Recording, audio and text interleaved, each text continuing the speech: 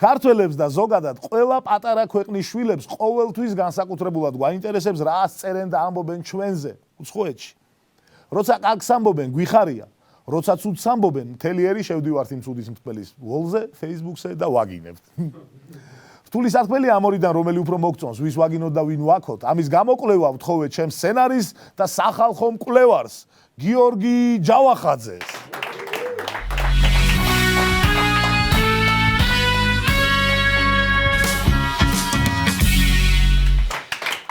გამარჯობა, ჯავახ. რას ამბობენ ჩვენზე, როგორია უცხოეთიდან დანახული საქართველო? მე პირველ რიგში მოვიძიე, ვეცადე მომეძიებინა პოლიტიკური სტატიები, განცხადებები. იქნებ ვინმე სადმე ეთქვა, რომ საქართველო უკვე მზადაა ნატოში შესასვლელად, ან საქართველოს მიერ გატარებული რეფორმები მაგალითი უნდა იყოს სხვა ქვეყნებისთვისაც. სამწუხაროდ ასეთი სასიამოვნო განცხადება ან სტატია ვერ მოვიძიე, მაგრამ ძალიან გავლენიანმა ამერიკულმა კომპანიამ AFM Company წლის კერძად დაასახელა აჭარული ხაჭაპური. კარგია. მაგარია, მაგრამ რა არის იცი ჯავახ? ნატოს წევრ ყველა ქვეყანას თავისი ფუნქცია აქვს. მაგალითად, პატარა ესტონეთი სამხედრო თვალსაზრისით ბევრს ვერაფერს მატებს ნატოს. მაგრამ თავისი დიდი წვლილი შეაქვს კიბერუსაფრთხოებაში, მთელი სისტემის, ნატოს სისტემის. ხო და რისი თქმა მინდა, იცი, ძალიან მაგარი არის კვება. ჩვენი მესიჯი უნდა იყოს ნატოს მიმართ.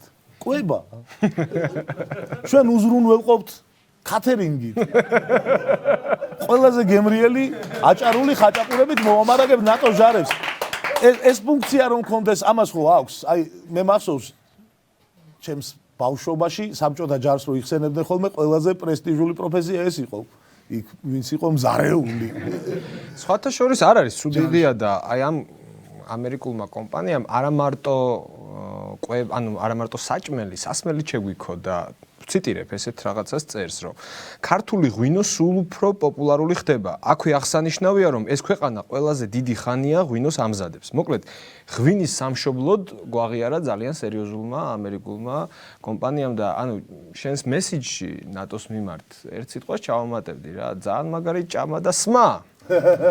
შეგვიძლია. დავაგდე, ესეთი მიხედავს კიბერუსაფრთხოებას, ჩვენ ჭამას მას. ყველაფერი იდეალურად არის და სხვათა შორის აქვე შევახსენებ ჩვენს მაყურებელს, რომ ძალიან ცოტა ხნის წინ Washington Post-მა მიუძღვნა სტატია ქართულ ღვინოს და განაცხადა, რომ მარსზე შესაძლოა ქაწითელი მოვაშენოთ.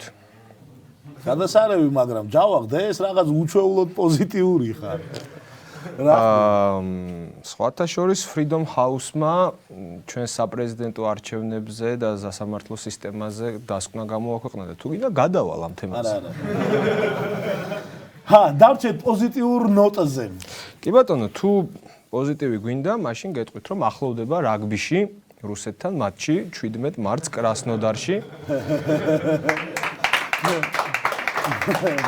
17 მარტს კრასნოდარში ვეთამაშებით რუსეთს და რუსულ პრესას გადავხედე, როდესაც ახლოვდება რუსეთთან მატჩი, ყოველთვის საინტერესო რაღაცები ხდება ხოლმე. და დიმიტრი მოროზოვი არსებობს ასეთი ადამიანი, რომელიც არის რუსეთის რაგბის განვითარების კომიტეტის ერთ-ერთი წევრი და ჟურნალისტმა მას დაუსვა ასეთი შეკითხვა. ციტირებ. რა უნდა გავაკეთოთ იმისათვის, რომ რუსული რაგბი დასაწყისისთვის მაგალითად ქართულს გაუთანაბრდეს? მოროზოვის პასუხი.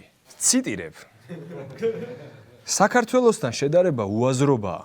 ჩვენ უნდა შევედაროთ ახალ ზელანდიას, ავსტრალიას, სამხრეთ აფრიკას. ჩვენთვის სასაცილოა საქართველოსთან შედარება. აი, ამიტომ გვიყვარს ხოლმე რომ ამოუგანგლავთ ხოლმე მაგათი რა. აი ესეთი რაღაცების გამო.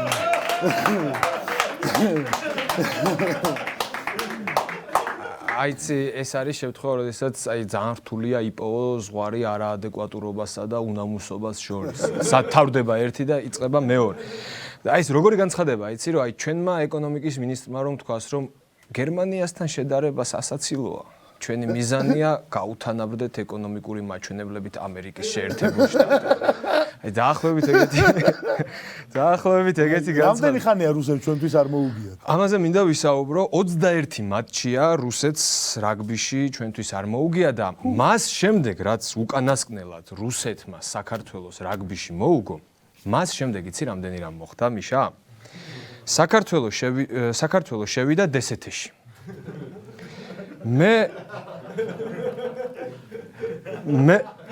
მე შევედი სკოლაში. მაიკლ ჯექსონმა გამოუშვა თავისი ერთ-ერთი უკვდავი ჰიტი სიმღერა დედამიწას. საქართველოს შევიდა ევროსაბჭოში. მოხდა ვარდების რევოლუცია ქვეყანაში და შეიქმნა Facebook-ი. ამის შემდეგ მონტენეგრო გამოეყო სერბეთს და გახდა დამოუკიდებელი სახელმწიფო. მე გავხდი სტუდენტი.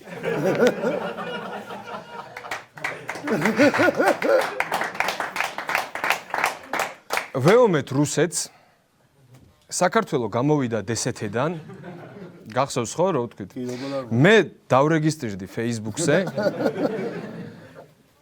მე Facebook-ზე დავალაიქე მაიკლ ჯექსონი. მოკვდა მაიკლ ჯექსონი. მონტენეგრომ ფეხბურთში მოგვიგო 2-1. დავამთავრე უნივერსიტეტი. გავიცანი პაატა და გუჯა. საქართველოში პირველად და არა მარტო საქართველოში პირველად, კავკასიაშიც პირველად შეიცვალა ხელისუფლება არჩევნების გზით. მონტენეგროს მოუგეთ კალათბურთში.